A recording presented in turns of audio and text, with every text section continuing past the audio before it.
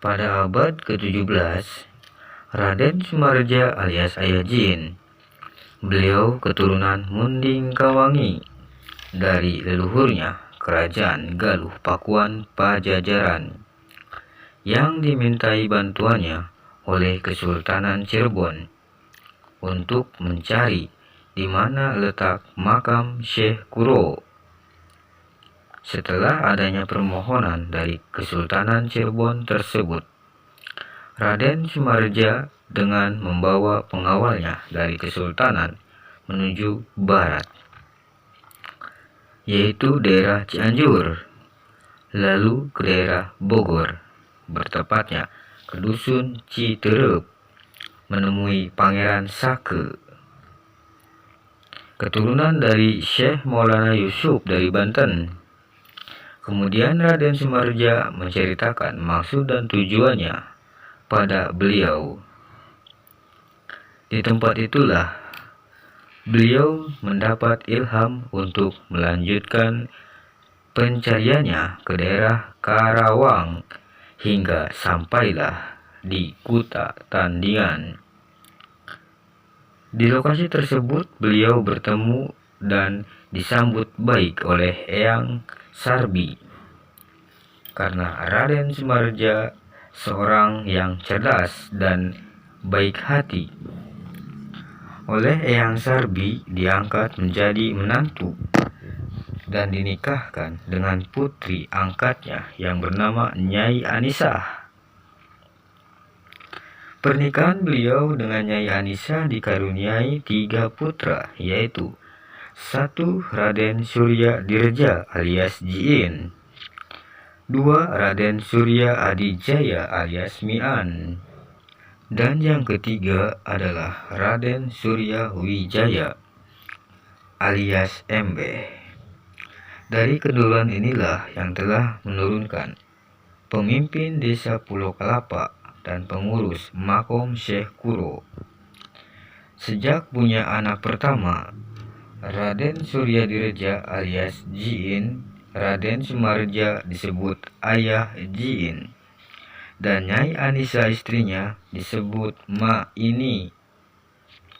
Eyang Sarbi sebagai mertua beliau mengingatkan agar beliau segera melanjutkan perjalanannya.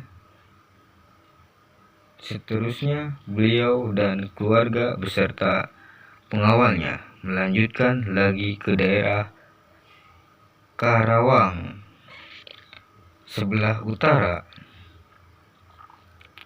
sampai ke salah satu perkampungan yang disebut Pulau Kalapa. Desa Pulau Kalapa pada tahun 1050 Masehi, dan pada waktu itu lahannya masih berawa-rawa belantara, yang selanjutnya diubah oleh Raden Sumarja menjadi lahan pertanian yang subur. Namun pada waktu itu, pengolahan lahan tersebut ada sesuatu yang aneh pada lahan itu di tanah Timbul, karena di situ selain banyak binatang-binatang buas dan berbisa seperti ular dan harimau, bahkan di tempat itu setiap malamnya terlihat oleh Raden Sumarja selalu muncul cahaya yang bersinar.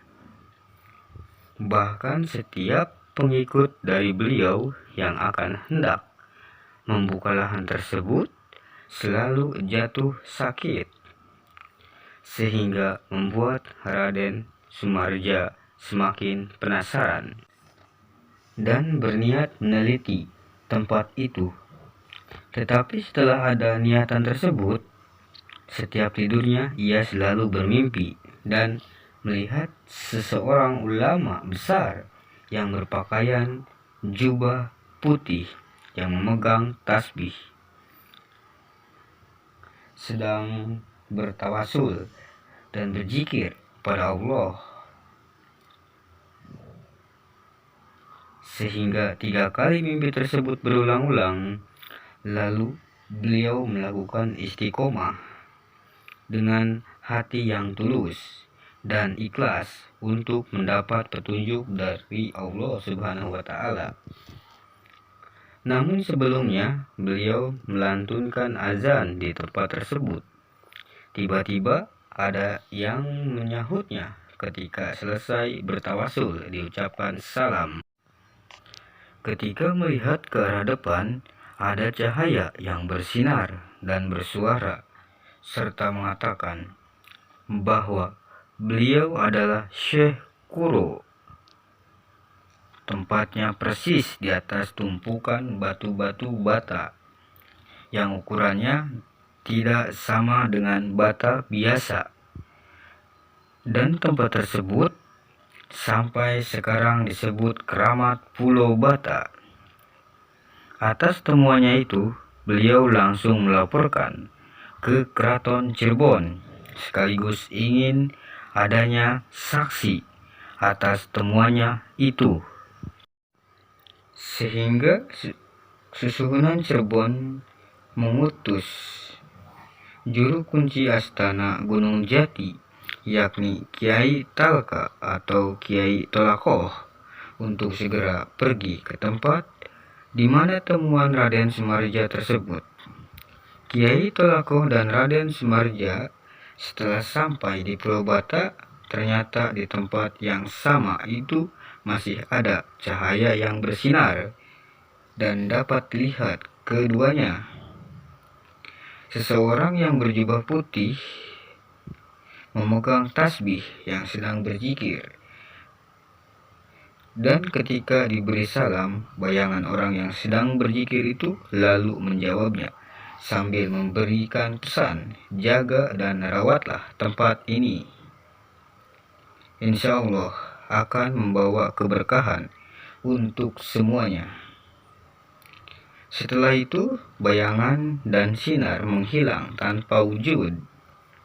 Pada waktu itu bertepatan hari Jumat malam Sabtu Kliwon akhir bulan Ruah atau Syaban tahun 1277 Hijriah atau 1859 Masehi. Sejak itu Raden Sumarja dan Kiai Tolakoh melaporkan temuan tersebut ke Kesultanan Cirebon, sehingga para utusan Keraton Cirebon berkunjung ke tempat tersebut untuk melakukan istighosah bersama. Dan ternyata semua berpendapat dan meyakini bahwa di tempat itulah keberadaan makom karomah Syekh Kuro, yang kemudian tempat itu diberi tanda dengan membawa batu jahul atau batu nisan dari Cirebon. Hal tersebut diperkuat oleh Sunan Kanoman Cirebon, yaitu Pangeran Haji Raja Adipati Jalaluddin saat berkunjung ke tempat itu. Dan sejak itulah di setiap Jumat malam Sabtu akhir bulan Syaban diperingati Haul Syekh Kuro, dan di setiap malam Sabtunya ribuan jemaah mengadakan zikir atau tawasul akbar.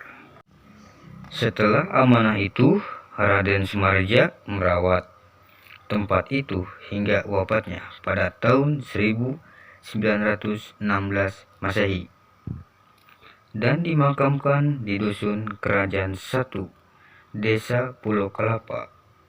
Untuk mengenang jasa-jasanya, makam Raden Sumarja pun di setiap harinya ramai dikunjungi para peziarah.